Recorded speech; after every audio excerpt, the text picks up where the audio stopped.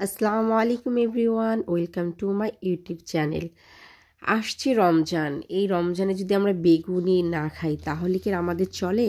তো কীভাবে মুসমুসে করে বেগুনি আমরা বানাবো তা হচ্ছে আমি স্টেপ বাই স্টেপ আপনাদের দেখাবো। অবশ্যই আপনারা ধৈর্য সহকারে ভিডিওটি ফলো করবেন।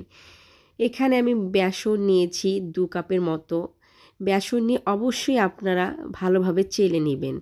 চেলে নিলে দেখা যাচ্ছে বেসনটা ঝরঝরে হয়, তখন আর আমাদের এটা একদম মিক্স করতে কোনো সমস্যা হয় না। 2 কাপ বেসনের জন্য 2 কাপ হচ্ছে আপনারা চালের গুঁড়া এখানে দিবেন। অবশ্যই চালের গুঁড়াটা দেওয়ার চেষ্টা করবেন। এই রমজান মাসের জন্য একটু চালের গুঁড়া নিলে কিন্তু কোনো সমস্যা নেই।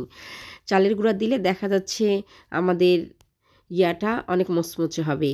তারপর এখানে আমি দিয়েছি স্বাদ মতো বা পরিমাণ মতো লবণ, তারপরে পরিমাণ মতো হচ্ছে আদা বাটা, রসুন বাটা, গরম মশলার গুঁড়া, জিরার গুঁড়া, মরিচের গুঁড়া, কিছু পরিমাণ ফুড কালার, আর হচ্ছে হাফ চা চামচের মতো দিয়েছি বেকিং সোডা। আপনাদের যে হাফ চামচের কম একদম বেকিং সোডা দিয়েছি। আর আপনাদের যদি বেকিং সোডা না থাকে তাহলে হচ্ছে আপনারা বেকিং পাউডার অবশ্যই হাফ চামচ দেবেন, আর বেকিং সোডা হলে হাফ চামচের অর্ধেক দিবেন। তা আমি ওখানে কীভাবে মশলাগুলো ইউজ করেছি আপনারা তো পরিমাণ দেখতেই পারছেন। আপনারা বেশি ইউজ করলে একটু বেশি করে মশলা দিবেন, আর কম করলে কম করে, আর আমার মতো 2 কাপের করলে ওই রকমই আপনারা দিবেন। তারপর একটা আপনার হাতের সাহায্যেও এটা তৈরি করতে মিক্স করতে পারেন, বা চামচের সাহায্যে করতে পারেন, হ্যান্ড উইচের সাহায্য করতে পারেন। আর আপনারা একেবারে পানি দিয়ে এটা গুলাতে যাবেন না। আপনারা অল্প একটু নর্মাল পানি, নর্মাল পানি দিয়ে একটু একটু করে আপনারা এটা তৈরি করবেন। যত ভালোভাবে এই মিশ্রণটা মিক্স করবেন ততই আপনার বেগুনিটা অনেক ভালো হবে এবং হচ্ছে সুন্দর হবে। আর চালের গুঁড়াটা অবশ্যই দেওয়ার চেষ্টা করেন। ভালোভাবে মিক্স করার পর এখানে আমি 1 চা চামচের মতো তেল দিলাম। এই তেলটা দিলে দেখা যাচ্ছে বেগুনে তেল বেশি উঠবে না, এই জন্য অবশ্যই তেলটা এখানে দিবেন। তেলটা স্কিপ করবেন না। আর চালের গুঁড়াটা অবশ্যই তো স্কিপ করবেনই না, স্কিপ করলে দেখা যাচ্ছে ইয়েটা ভালো হবে না। তারপর দিয়ে আরও ভালোভাবে এটা হচ্ছে মিশ্রণটা মিক্স করে নেব।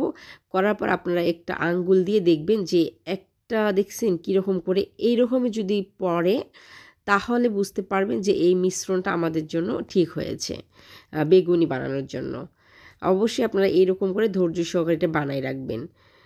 এখানে যখন আপনারা দেখবেন এরকম করে হচ্ছে, একটু করে পড়তেছে না, এই যে অনেকক্ষণ লাগতেছে একটা পড়তে, তখন বুঝবেন এটা আমাদের পারফেক্টলি হয়েছে। এখন এক সাইডে আমরা এটা একটা ঢাকনার সাহায্যে ঢেকে রাখতে পারি, বা একটা হচ্ছে ফয়েল পেপার অথবা যে এইসবের প্লাস্টিকের কাগজ যে কোনো দিয়ে আপনারা হচ্ছে এটা সুন্দরভাবে কভার করে আলাদা এক সাইডে রাখবেন। এইদিকে হচ্ছে আমি বেগুন নিয়েছি। আপনারা হচ্ছে যদি আমি লম্বা বেগুনি করবো, তো এই জন্য আমি লম্বা বেগুন নিলাম। আপনারা যদি হচ্ছে গোল সাইজের করতে চান আপনারা বড় বেগুনটা বা এইটার মতো গোল করে নিতে পারেন।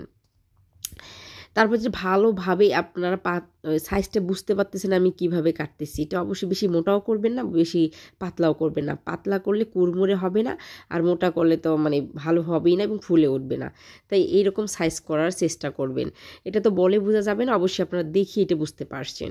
তারপর এর উপরে একটু মরিচের গুঁড়া আর একটু লবণের গুঁড়া দিয়ে ভালোভাবে এটা আমরা মেখে নিব। কারণ মেখে নেওয়াতে এটা দেখা যাচ্ছে উপরেটা যেমন খেতে সুন্দর লাগে, এইটাও খেতে আমাদের অনেক সুন্দর লাগবে, ভালো লাগবে এবং টেস্ট লাগবে। দিয়ে ভালোভাবে একটু মিক্স করে নিব। নেওয়ার পর সঙ্গে সঙ্গেই কিন্তু আপনারা এটা ভেজে নেবেন, আগে এটা তৈরি করে রাখবেন না, তাহলে পানি ছেড়ে দিবে। এখন এদিকে আমার তৈরি করা হয়ে গেল। এখন আমি বেসনটা যেটা আগে তৈরি করে রেখেছি, বেসনের মিশ্রণটা, সেটা আমি এখন নিয়ে আসলাম। এখন নিয়ে আবারও একটু ভালোভাবে মিক্স করে নেবেন। নেওয়ার পর এই যে এক পাশে এইটা আর এক পাশে করে দেখতেই পাচ্ছেন, আমি চোখ দিয়ে দেখবেন, অবশ্যই সব কিছু বলে বোঝানো যায় না। দিয়ে সঙ্গে সঙ্গে আপনারা তেলে দিবেন। অবশ্যই তেলটা হাইট করে নেবেন ফার্স্ট, হাইট না করে নিলে দেখা যাচ্ছে হবে না। তারপর আপনার লো হিটে মিডিয়াম হিটে আপনারা এই বেগুনিটা আপনারা হচ্ছে ভেজে নেবেন। প্রথমে হাই হিটে নেবেন। কীভাবে ডুবাচ্ছি আর দেখেন কীভাবে নিয়ে চারপাশে দেখেন কত সুন্দর হয়েছে। তারপর মিডিয়াম আঁচে রেখে এরকম করে আপনারা হচ্ছে কালার না আসা পর্যন্ত ভেজে নেবেন। ভেজে নিলে অবশ্যই আমার ভিডিওটি আমার কেমন লাগলো অবশ্যই আমার কমেন্টে জানাবেন, আর অবশ্যই আপনারা ট্রাই করবেন। যদি আমার এই ভিডিওটি আপনাদের ভালো লাগে অবশ্যই আমার চ্যানেলকে সাবস্ক্রাইব করতে ভুলবেন না। যারা অলরেডি সাবস্ক্রাইব করেছেন তাদেরকে অসংখ্য ধন্যবাদ, যারা এখনও করেনি প্লিজ সাবস্ক্রাইব মাই চ্যানেল। আর আমার এই রেসিপিটা ভালোভাবে যদি ফলো করে আপনারা এই বেগুনিটা বানান দেখবেন অবশ্যই আপনার এইরকম কুরকুরে মুড়মুড়ে দোকানের মতো হয়ে যাবে এবং খেতেও অসাধারণ টেস্ট। দোকানের চেয়েতেও টেস্ট অনেক ভালো হবে, কারণ আমরা এটা নিজেরাই তৈরি করেছি কোনো প্রকার ইয়া ছাড়া।